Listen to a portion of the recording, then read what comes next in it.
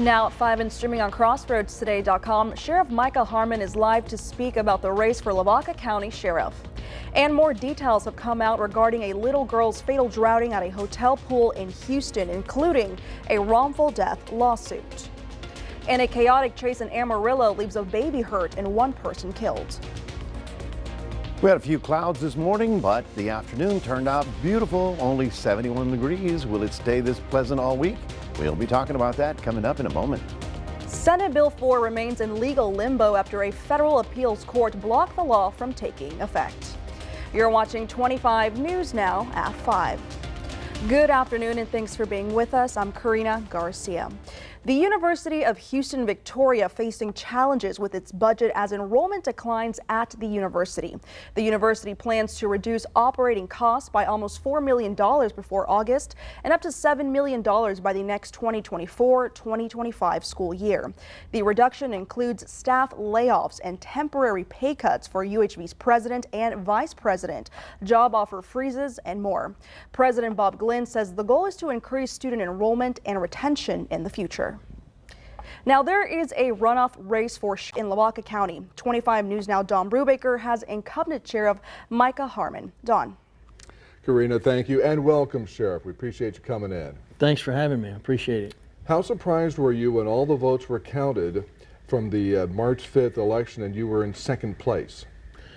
It was quite a surprise. You know, we expected that there may be a runoff, but just because you have three candidates in the race, but it kind of took us by surprise that we weren't the top vote getter. Mm-hmm. How have you changed your campaign at all now for the runoff? So we're just going to continue what we're doing, and we're going to try to utilize social media more, try to get our message out more.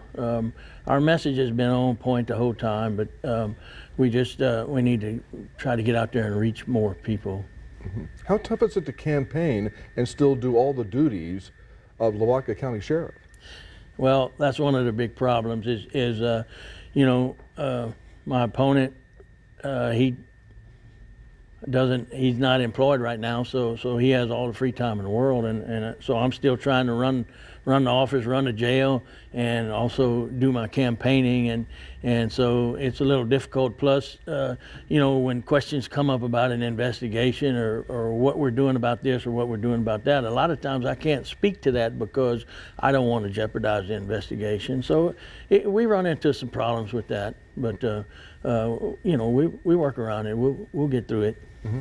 I've noticed that there are 4 contract inmates from the Lavaca County now in the Calhoun County Jail. So how much overcrowding is there going on right now in the Lavaca County Jail? So we've seen an uptick in inmates coming into the jail, and you know, crime is increasing, and plus you know, there's a backlog in the justice system. We're working with our district judges and our county judge and our county attorney, you know, trying to move some of these cases, and you know, if people are eligible to make bond, you know, try to get them bonded out or whatever. But we're only a 48-bed facility. So we run into this overcrowding, and so we're fortunate to work with our neighboring sheriffs, not only Calhoun County, but we had some inmates in Lee County up in Giddings for a while. So mm-hmm. We're working around that, but hopefully we can get with the justice system and get these inmates moving through the system before we have to start looking at expanding our jail. Because expanding the jail, that's a tough thing right there. Yes, it's going to be very costly. I'm sure just a you know, a 24 bed expansion is going to be probably cost more or double what we built the whole jail for 20 years ago. Oh wow. Sheriff, thank you so much for taking the questions, and thanks for being with us today. Sure, I appreciate being able to come down. Thank y'all very much. All right, sir, appreciate it. And Karina, back to you. Don, thank you. A syndicated cartoon hit many newspapers across the country today, including right here in Victoria. The latest political cartoon by Adam Zagils is titled Gaza Famine, depicting the hand of Israel's Prime Minister Benjamin Netanyahu, or Bibi, tightening his grip on humanitarian aid to those in Gaza. The cartoon has stirred controversy, with some members of the Jewish community calling it anti-Semitic. So here's your viewer poll this afternoon. You can scan that QR code right there on your screen to vote. The question is, do you find the editorial cartoon offensive? According to our results, it looks like they keep switching back and forth, but right now no seems to take the highest percentage at 80%. Thank you for voting. Come to crossroadstoday.com/vote to take part, and we're going to have an update on 25 News Now at 10. And with that, let's pause on the news and go to the weather wall with Chief Meteorologist Mac Perez. Thank you very much. We had some clouds and a few sprinkles this morning. It wasn't anything serious, but that's all gone away. Now we're looking for lots of sunshine, clear weather, and very pleasant weather for most of this week. We'll have all of your Easter week forecasts coming up in a moment. Mac, thank you. More details are coming out about a little girl's body discovered inside a pipe at a hotel pool in Houston. The 8-year-old girl died last Saturday after getting sucked into an unsecured part of the pool. Some details of this story may be disturbing to our viewers. Just a day after Aaliyah Heiko's family filed a wrongful death lawsuit, their attorney Richard Nava, alongside Texas EquiSearch's Tim Miller, provided the latest details in the tragic case. We are seeking justice for Aaliyah because this could have been avoidable. Aaliyah's family is suing the company that owns and operates DoubleTree by Hilton Houston Brook Hollow off Highway 290. They also plan on filing a temporary restraining order to get access to the facility. This hotel ran an establishment with many violations. According to the lawsuit, the family had rented a room at the hotel to enjoy a day of swimming last Saturday when Aaliyah went missing. It alleges hotel management then denied the family's request to look at security video as they frantically searched for the 8-year-old, who we learned may have been trying to rescue her 5-year-old sister moments before. Who might have been also drowning by being pulled into this pipe.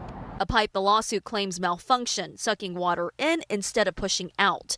Aaliyah's younger sister was pulled out by a family member. Houston police and Texas EquiSearch say security footage later showed Aaliyah go underwater in the Lazy River pool and never resurface. Miller, who was on scene, says the team drained the pool, then used cameras on 20-foot poles to inspect the pipes and found Aaliyah's body wedged inside. It was almost unbelievable. The details of what happened next is difficult to hear, but Nava says is important to the case. Her poor little body was contorted when she was sucked into this hole and pipe 20 feet back. They had to break up concrete in order to extract her. Aaliyah's mother has since posted on social media photos of her daughter and this heartbreaking message. "Thank you, my love, for the 8 years you gave me by your side."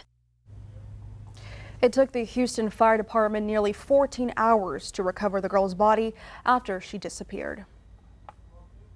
In Amarillo, a man attempted to run away from police and crashed into a home, almost killing an 11-month-old boy. Police say the man, 30-year-old Jesus Rodriguez, had left the scene of a domestic dispute and crashed into the family's home, right into the room where the baby slept. The baby only had a small scrape on his thigh and a few tiny scrapes on one hand.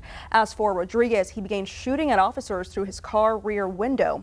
Police returned fire, killing Rodriguez. A federal appeals court ruled a controversial Texas immigration law will remain blocked. The court is considering whether the law violates the U.S. Constitution. State Bill 4 lets state officials arrest, detain, and deport people they suspect entered the U.S. illegally. Governor Greg Abbott signed the bill into law in December. The appeals court will hear arguments on April 3rd as it considers whether the injunction will be upheld. Texas has called for more help for border security.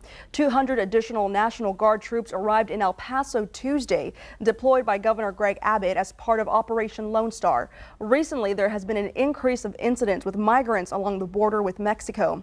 DPS reported several migrants breached a fence last week and clashed with members of the National Guard and over the weekend. Authorities say some migrants cut the razor wire in place by state leaders. Now, here are some of the top headlines you can read in the Port Lavaca wave. Memorial Medical Center is advising the public to get early screenings to avoid colon cancer. Plus, Iguana Fest will be in downtown in Port Lavaca on Saturday, April 6th, and it's expected to bring in a funky kind of fun. You can read these stories and more at theportlavacawave.com. And remember to subscribe to our YouTube channel, Crossroads Today. Hit the like button and click that notification bell. For now, stay with us. Federal authorities are looking into how the Francis Scott Key Bridge in Baltimore collapsed. Straight ahead on 25 News Now at 5, the latest in the deadly disaster. Also ahead, the upcoming total solar eclipse is expected to bring in huge numbers to the state of Texas.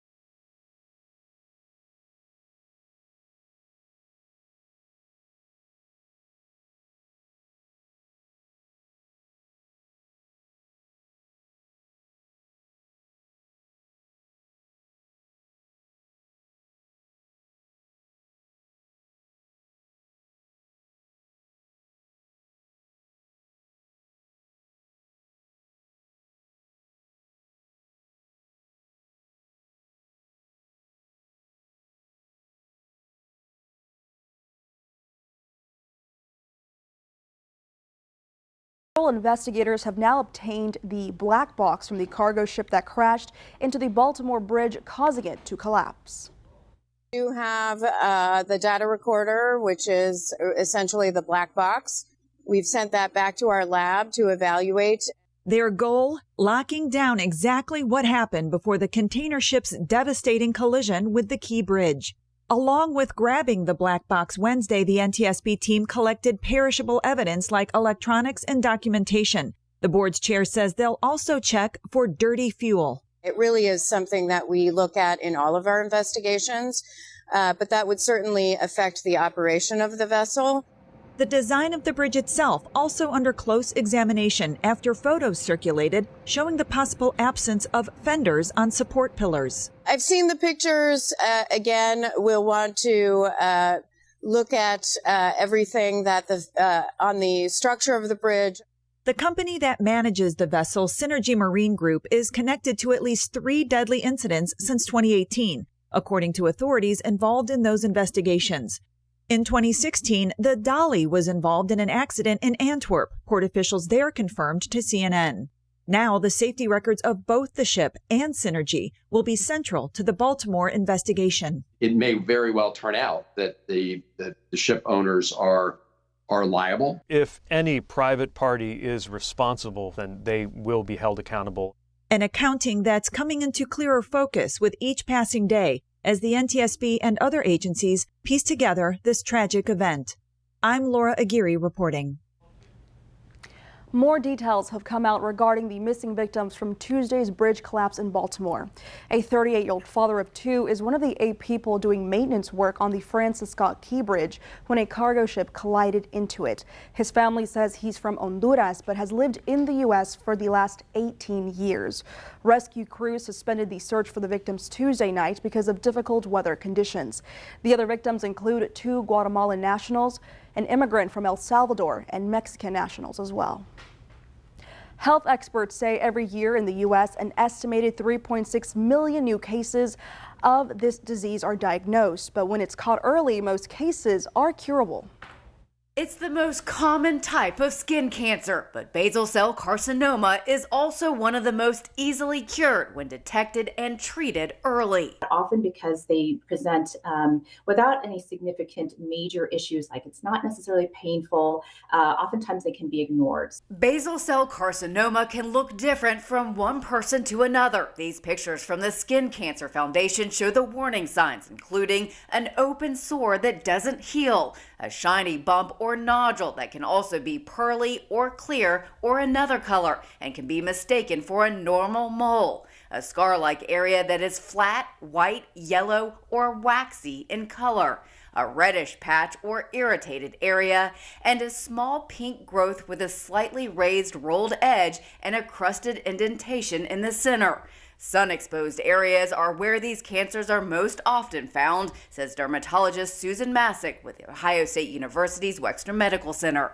Places like the face, and particularly the nose, the lips, the ears, but anywhere on the face is fair game, as well as sun-exposed areas on the arms and the hands, as well as the upper shoulders and back. Masick says to protect skin by wearing sun protective clothing, using sunscreen every day, reapply it every 2 to 3 hours, sooner than that if you're sweating or swimming, and replace sunscreen every year. An expired product may not offer as much protection. And if you find anything on your skin that's new or changing, see a doctor.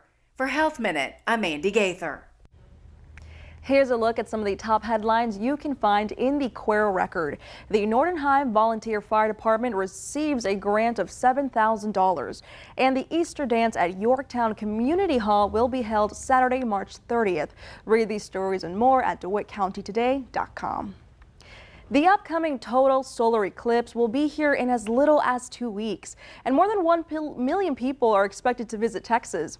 Those visitors are expected to boost the state's economy by more than $1 billion. The estimated economic impact of the solar eclipse is nearly $1.4 billion. The city of Red Oak, Texas, is preparing for the surge of visitors. The city's population is a little over 17,000 people, but on eclipse day, that number is expected to triple.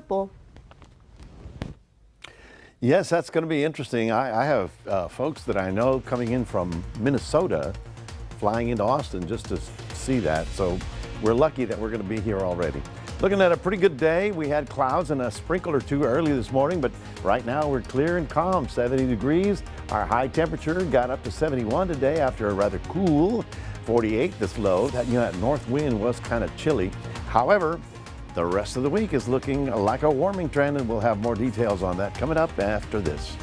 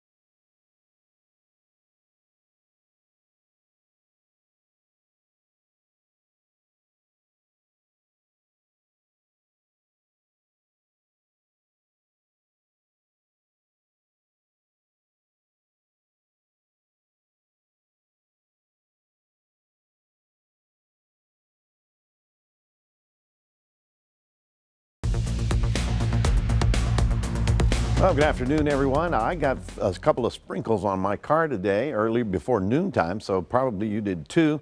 But at this hour, most of that is all gone away. That's what came through this area, and it's all pulling away. There's a little bit heavier activity up here in Austin, right about there. That's an upper air system coming through. Wasn't associated with a frontal system, but you can see that whole little mass basically getting active right there, central North Texas. For us, most of that stuff seems to be headed off into the Houston area. Tomorrow, pretty good looking day after all this stuff moves out. Lots of sunshine, getting to a high of about 78 degrees. Now, 82 down in Corpus Christi and 76 up in the Houston area. This is all going to be part of a ramping up trend. In fact, your temperatures will be ramping up over the next couple of days. Look at this, 78, then 80 degrees, then 82, then 84 on Sunday. Just right? Not too hot, not too cold, you know, and then 86 on Monday. In fact, we have summer-like temperatures expected for the next 7 days. Then it's not, you know, forever. Here we are, and you can see that just a sprinkle or two up there in the Cuero area, Runge as well, out there toward Karnes County, and most of, you know, the coastal areas didn't really see any of that activity, but it's sort of a little path right along I-10 right there that they got the rainfall. Here's where the little heavier stuff is, basically in the hill country right now, but as I mentioned, this will be pulling out, and as we go into your Thursday, high pressure starts building in, so that's going to squeeze out all that atmospheric moisture, and that's going to start rolling eastward. That high pressure is going to be with us for about 5 days, and it's going to give us a little touch of early summer here as temperatures start rising into the 80s. Now, we'll be here in the mid 80s over the weekend. There's Sunday right about there. That will put some of the inland areas on the warm side. I don't know if you're going to, you know, Del Rio, the hill country out in West Texas. They'll be pushing 90 degrees, but all things considered, not bad. Until about 7 or 8 days from now, when this storm on the west coast, which is a real slow mover, is finally going to be able to move through that area and push that all away. So here's tonight, Wednesday night. You can see how that stuff sort of stays north of I-10, decreases on Thursday, and finally by the time we get to Thursday or Friday, we won't have any of that precipitation around the area. So if you have plans for the weekend, I think we're doing pretty good. Let's take a look at your extended outlook for those of you in Port Lavaca. Partly cloudy and wall-to-wall sunshine the rest of the day. Your temperature getting up to the mid-70s. And then for Cuero, we're looking for abundant sunshine all day long. Things looking good for your Thursday with a south wind slowly returning. Now, the funny part is that by the time we get to about the weekend, the south wind will be a little bit stronger. So that's actually going to push up all that Gulf humidity that we haven't been missing. So sunny tomorrow, sunny on Good Friday, and then on Saturday looking good in the 80s right on through, and Easter Sunday looks like about an 84. We'll stay on the hot side till about Wednesday of next week when that little front hopefully will bring us back to more seasonal temperatures. That's your 7-day forecast, reminding everybody we do have a QR code. Love for you to scan that, put Crossroads Today on your phone. Here's Karina. Thank you, Matt. Coming up next on 25 News Now at 5, we're going to take a look at your stocks. Plus, Subaru issued a recall of their vehicles. We go over the issue next.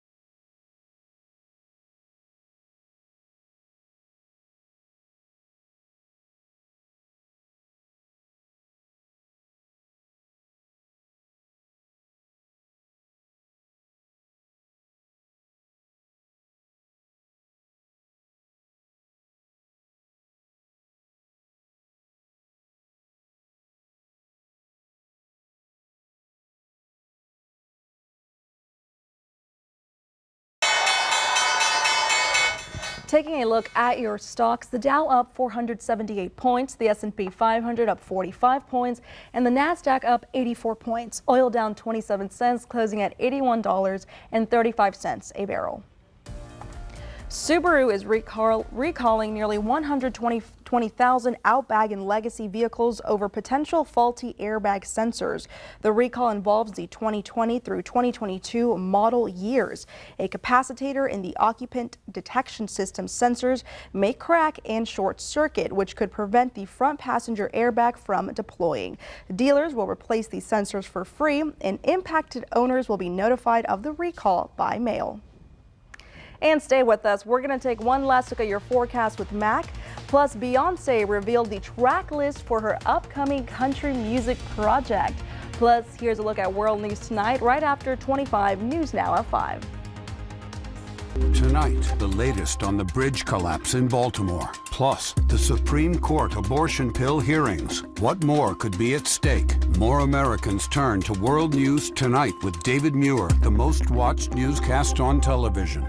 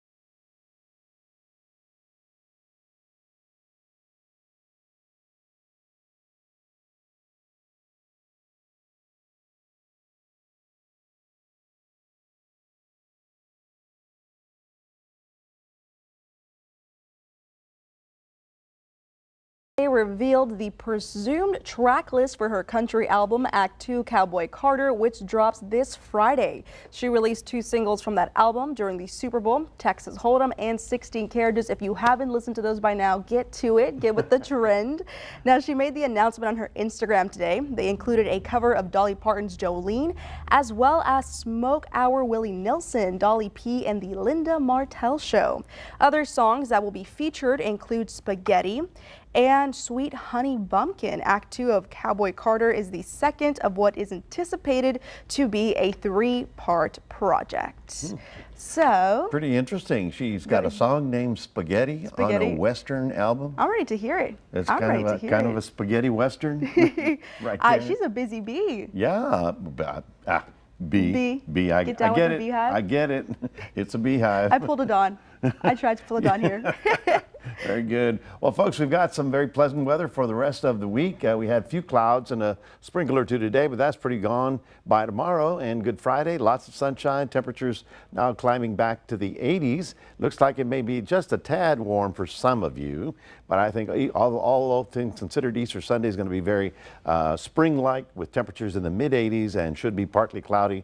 No significant problems until that frontal system. That's 7 days from now. So we're good to barbecue on Sunday. Oh, it's going to be a chill and grill kind of weekend. Smelling so good. Excited. In fact, get your charcoal now and your fishing license too. And invite me. There you go.